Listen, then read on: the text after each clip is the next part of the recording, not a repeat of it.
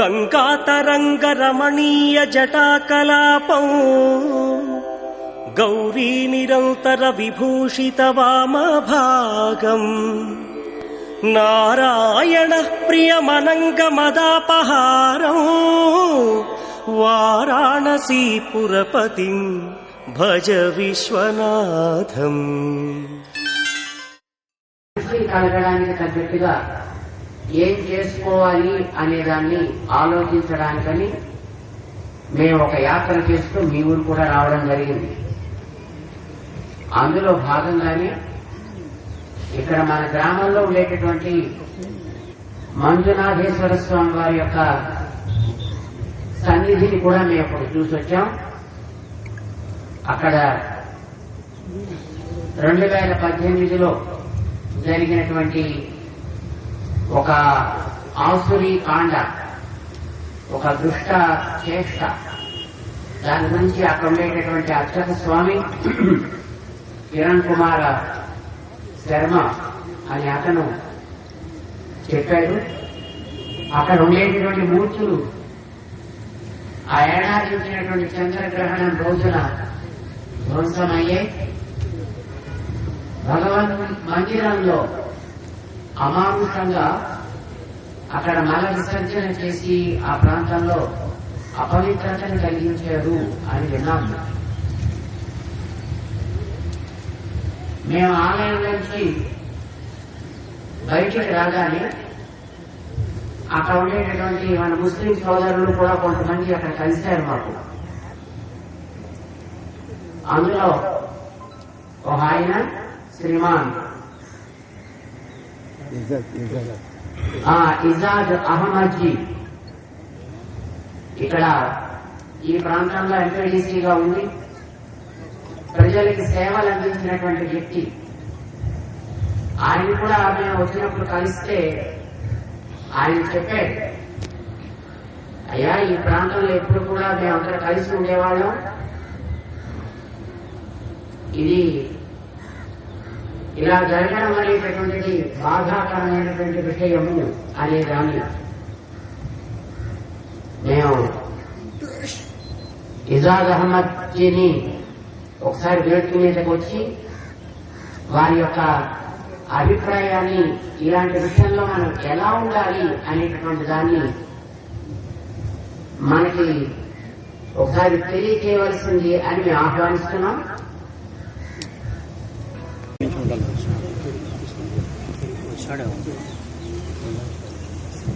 స్వాములవారికి ఇక్కడ వచ్చిన ప్రజలందరికీ నమస్కారం.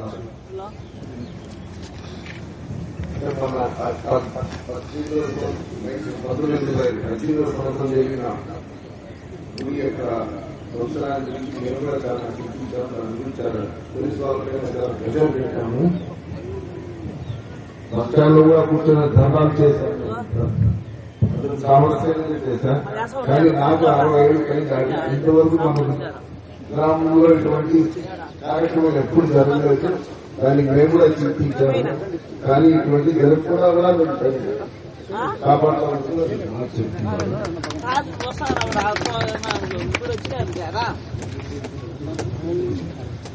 ఈ అవకాశం ఇచ్చిన స్వామి గారికి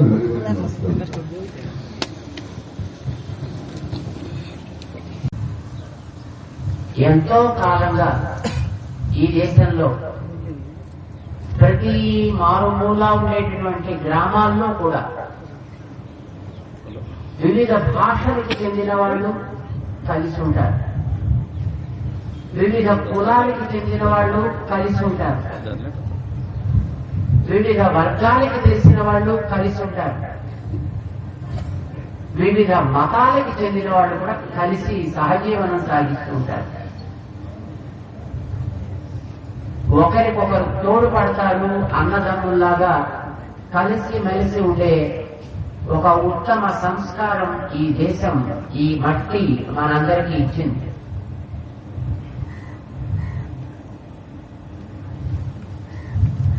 మనందరికీ తెలుసు ఈ మట్టి పరిమళం కలిగిన మట్టి. మన భారతదేశపు మట్టి పరిమళం కలిగిన మట్టి. రుచి కలిగిన మట్టి. అది ఎప్పుడు తెలుస్తుంది మీకు? ఎప్పుడైనా దూరంగా వాన పడితే మన దాకా ఆ వాన రావడానికి పూర్వం ఒక అద్భుతమైనటువంటి ఒక మంచి సుగంధం వస్తుంది మనందరికీ. ఎంతమంది చూశారు అట్లాంటి వాసన? ఎస్, అది ఈ మట్టి లక్షణం. ఈ మట్టి ఒక రుచి ఉంది ఈ మట్టికి. మేము అమెరికా దేశానికి వెళ్ళాం, ఆస్ట్రేలియా దేశానికి వెళ్ళాం, యూరోప్ దేశానికి వెళ్ళాం, అరబ్ దేశాలకు వెళ్ళాం. ఎన్నో ప్రాంతాలను మేము సంచరించాం ఇంతవరకు. కానీ ఇక్కడ ఈ మట్టికి ఉండే రుచి ఇతరమైనటువంటి దేశాల్లో లేనే లేదు.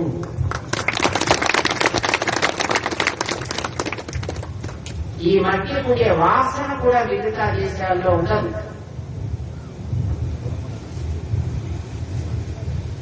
మనకి చిన్నప్పుడు ఒక పాట ఉండేది, ఒక సినిమా పాట, మేరే దేశ్ కే ధరతీ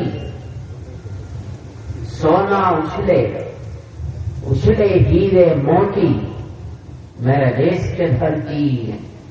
విన్నారా ఎప్పుడైనా? ఈ మట్టి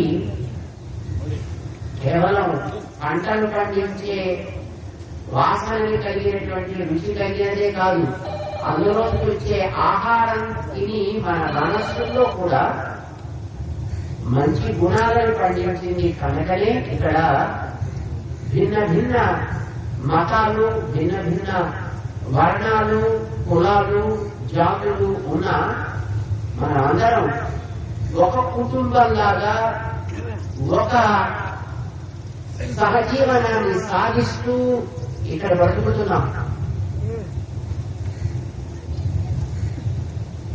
ఇంతకాలం ఎవరికి కష్టం వచ్చినా ఆ సమాజంలో ఉండే మిగతా వారంతా వారికి తోడ్పడి వారికి కావలసినటువంటి అవసరాలు తీర్చగలిగేటటువంటి స్థితిలో, ఎప్పుడైనా ఏదైనా బయట ఉపద్రవాలు ఏర్పడితే ఈ మతం వాళ్ళు ఆ మతం వాళ్ళని, ఆ మతం వాళ్ళు ఈ మతం వాళ్ళని తమ ఇళ్లలో పెట్టుకుని కాపాడినటువంటి సన్నివేశాలు కోళ్ళలున్నాయి. రాజకీయాల యొక్క దుష్ప్రభావం చేత కలిసి ఉండేటటువంటి ప్రజల మధ్యలో అగ్ని చేర్చేటటువంటి ఆసురి ప్రవృత్తులు పెరుగుతున్నాయి.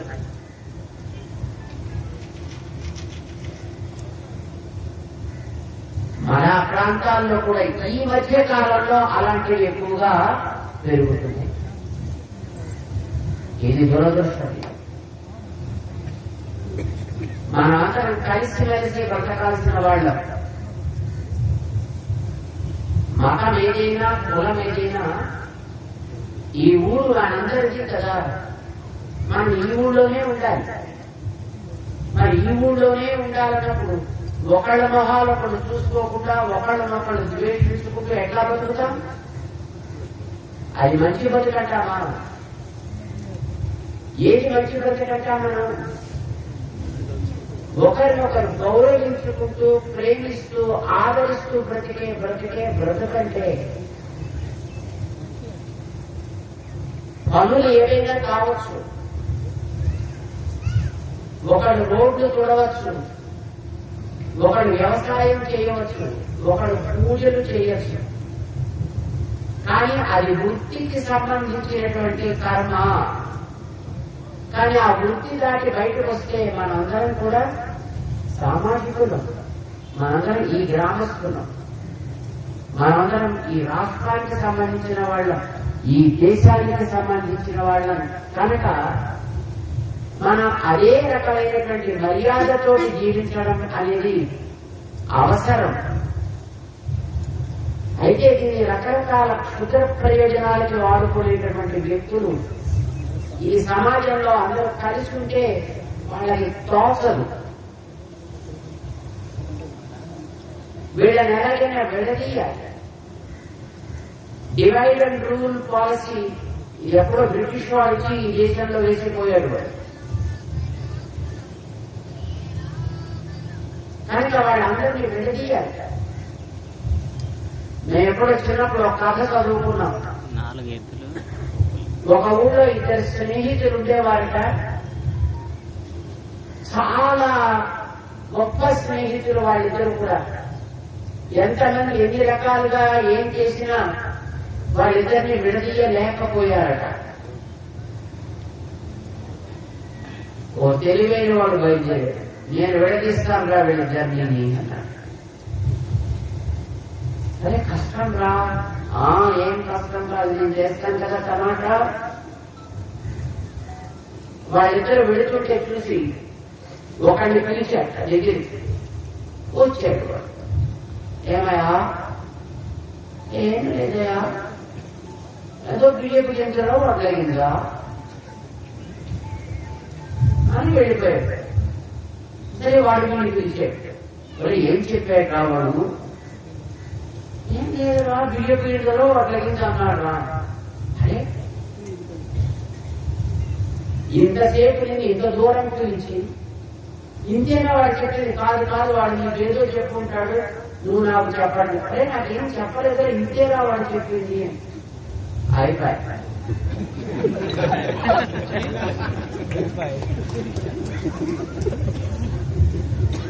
అంతవరకు కలిసి ఉండే వాళ్ళిద్దరి మనస్సుల్లో భేదభావం బయలుదేరింది. వీడిని వాడు అనుమానించాడు, వాడు వీడిని అనుమానించడం ప్రారంభం చేశాడు.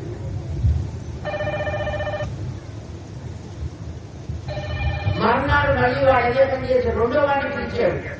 వాడికి ఇదే చెప్పాడు. వీడియో పిలిచారో ఒకరించరా వీడియో చెప్పాడు.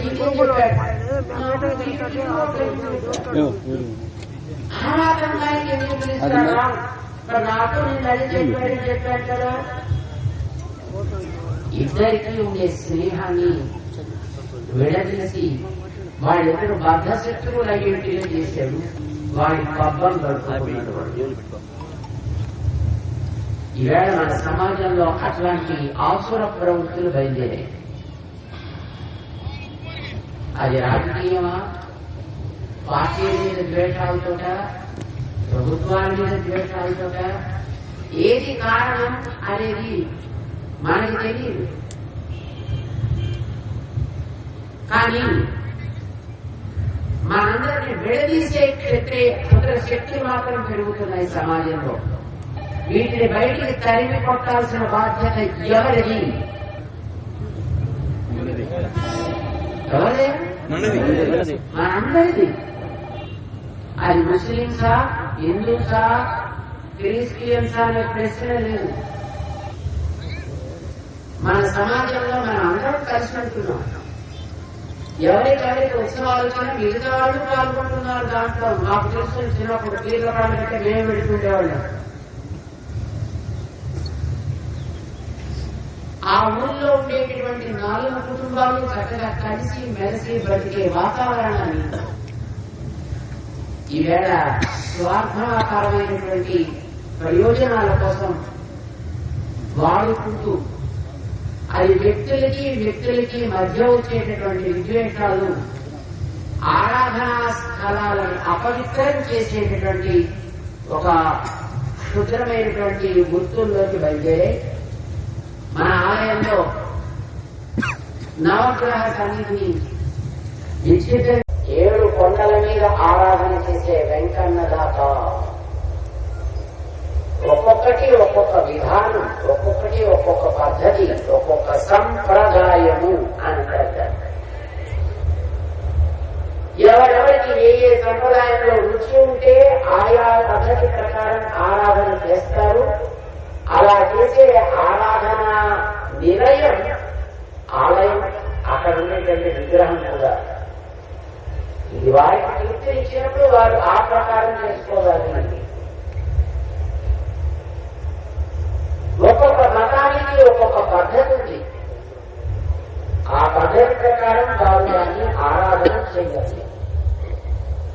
నువ్వు ఇతర పద్ధతిని అవలంబించాల్సిన అవసరం లేదు. వారు నీ పద్ధతి అవలంబించాల్సిన అవసరం కూడా లేదు. నీ పద్ధతిని చూసుకుని ఇతర పద్ధతిని నువ్వు అవమానించడము తప్పు, నీ పద్ధతిని అవమానించడము అదే రకమైనటువంటి తప్పు కూడా.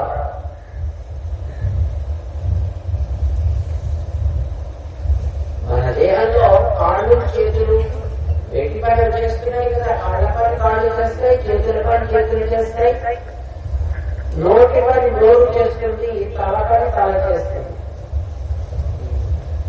ఓదాంలో దెబ్బలాడుతున్నాయా? ఏం చేసే పని గొప్పది అని మన ఎవరైనా కలుస్తున్నాయా? దేని పని అది హాయిగా చేసుకుంటున్నాయి, మనం సుఖంగా బతుకుతున్నాం. ఈ సమాజం అనే శరీరంలో మతాలు కులాలు అనేవన్నీ కూడా భిన్న భిన్నములైనటువంటి అంగములు. ప్రతి అంగము తన పని తను చేసుకోవాలి, పక్క దాని పనిని గౌరవించాలి. ఇలా చేస్తే బాగుంటుందా బాగుంటుందా?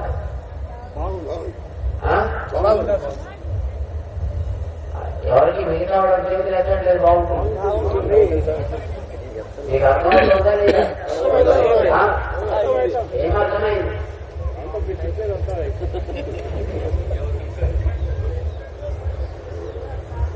నీ తండ్రిని నువ్వు పూజించు, నీ పక్కింటి వాడి తండ్రిని గౌరవించు. ఆయన కూడా అట్లానే ఉండాలి. ఆయన తండ్రి ఆయన పూజ చేసుకోవాలి, మరి నీ తండ్రినో గౌరవించాలి. దీన్ని మనం ఒక స్లోగన్ కింద పెట్టుకోవాలి. ఇది మనందరికి ఒక లక్ష్యం కావాలి. ఎట్లా? స్వీయ ఆరాధన. ఏమంటారు దీన్ని? అంటే అర్థం ఏంటి? నీదేదో దాన్ని నువ్వు పూజ చేసుకో, నీది కాని దాన్ని సర్వ ఆదరణ. ఏమనాలి? సర్వ అంటే అర్థం ఏంటి? నీదేది కాదో దాన్ని తిట్టకు, గౌరవించు. దాన్ని అవమానించకు, దాన్ని ఆదరించు. నీ అమ్మని నువ్వు పూజిస్తావు, నీ పొరిగింటి వాడి అమ్మని గౌరవించాలి, పూజించక్కర్లా. వాడు వాడి అమ్మని పూజించాలి, నీ అమ్మను గౌరవించాలి. ఒరే మా అమ్మాయి గొప్పదిరా, మీ అమ్మను వదిలిపెట్టి మా అమ్మ దగ్గరకు వచ్చేయి అన్నాడనుకో, ఏం చేయాలి? ఏం చేయాలా? వాడి హద్దులో వాడు ఉండేట్టు చేయాలి. అలాగే నీదేదో ఒక కులం ఉంది, నువ్వు తెచ్చుకుంటే రాలేదు, నీ కులం నువ్వు తెచ్చుకుంటే వచ్చిందా? మనందరికీ కులాలు ఉన్నాయి కదా, ఈ కులాలు మనం తెచ్చుకుంటే వచ్చాయా? మనం తీసేస్తే పోతాయా? ఎవరి కులాన్ని వాడు పూజించుకోవాలి, పొరుగు వాడి కులాన్ని గౌరవించాలి. మంచిదే కాలేదు. నీదేదో ఒక మతంలో నువ్వు బతుకుతున్నావు, నువ్వు హిందువో ముస్లిమో క్రిస్టియనో ఏదో, నీ మతాన్ని నువ్వు పూజించుకోవాలి, పొరుగు మతాన్ని గౌరవించాలి. ఏమంటాం దీన్ని? స్వీయ ఆరాధన, సర్వ ఆదరణ. ఎంతమందికి నచ్చుతుంది? అనండి ఒక్కసారి అందరూ కలిసి గట్టిగా. నచ్చిందని కాదు మాట. ఆరాధన, సర్వ ఆదరణ, ఇది మన పాలసీ కావాలి. This should be the policy of our daily activity. కానీ తెలియని వాడెవడో ఇగో ఆలయాన్ని అవమానపరిచేటటువంటి దుష్కర్మ చేస్తున్నాడు. అలాంటి వాటిని మనం గుర్తించాలి, దండించాలి కూడా. అరబ్ కంట్రీస్ లో ఎవడైనా ఇట్లాంటి తప్పు చేస్తే వాడిని పట్టి 4 రోడ్ల మధ్యలో నిలబెట్టి అక్కడ ఉరి తీస్తారంట. తెలుసునా? సీక్రెట్ గా కాదు, 4 రోడ్ల మధ్యలో. ఎక్కడైనా ఎవరినైనా ఒక ఆడవాళ్ళని అవమానిస్తే వాడికి ఇదే దండ.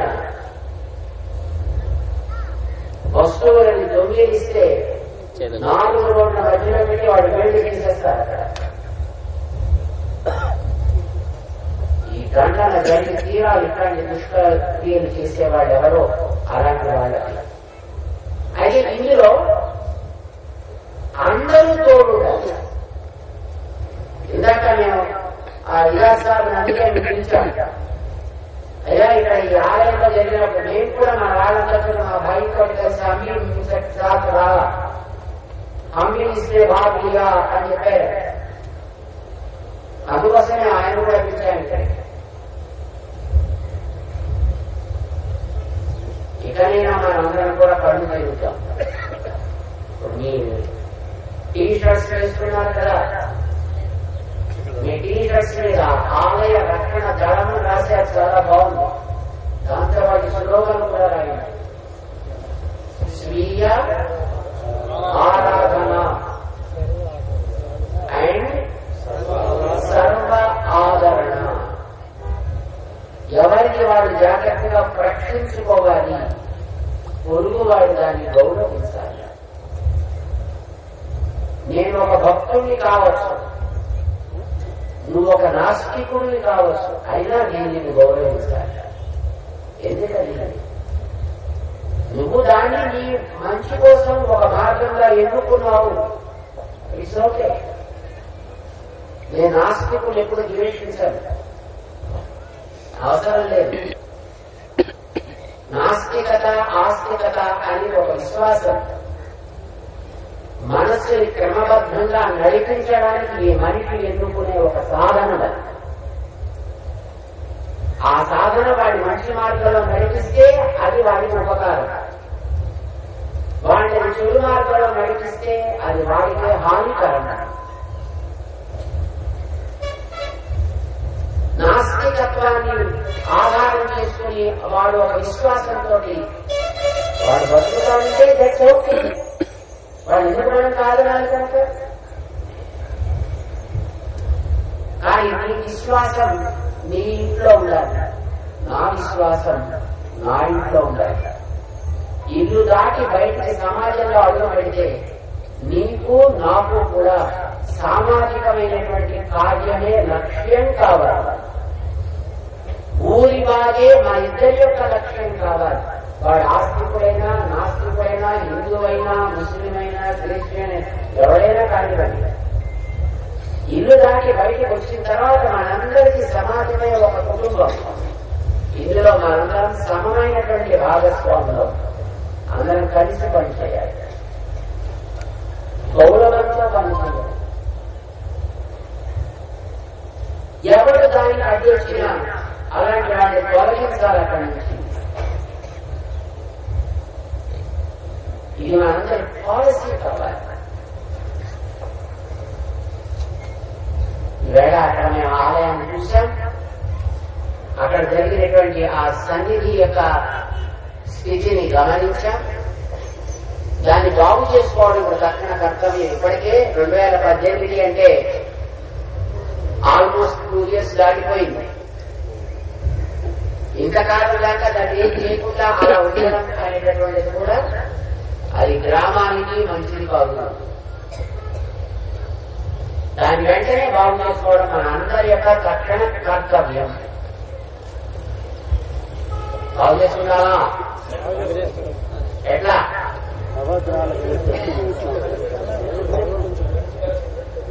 దానికోసం మనం కొంత ఫండ్ కలెక్ట్ చేసుకోవాలి.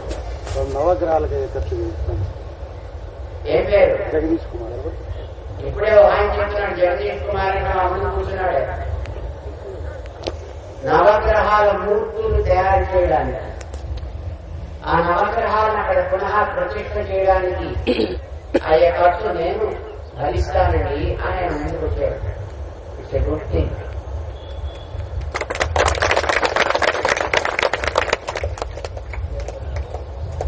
ఇక్కడ ఉండేటటువంటి మనమందరూ కూడా మీరు ఎప్పుడైనా హోటల్కి పోతారా? ఒకసారి హోటల్కి పోయేస్తే ఎంత ఖర్చుగా ఉంటుంది?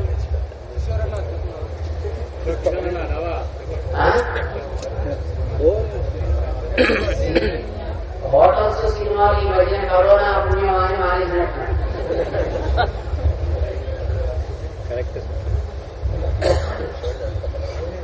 ఒక్కొక్కళ్ళము ఒక్కొక్క 1000 రూపాయలు మనం మన ఆదాయం బాగు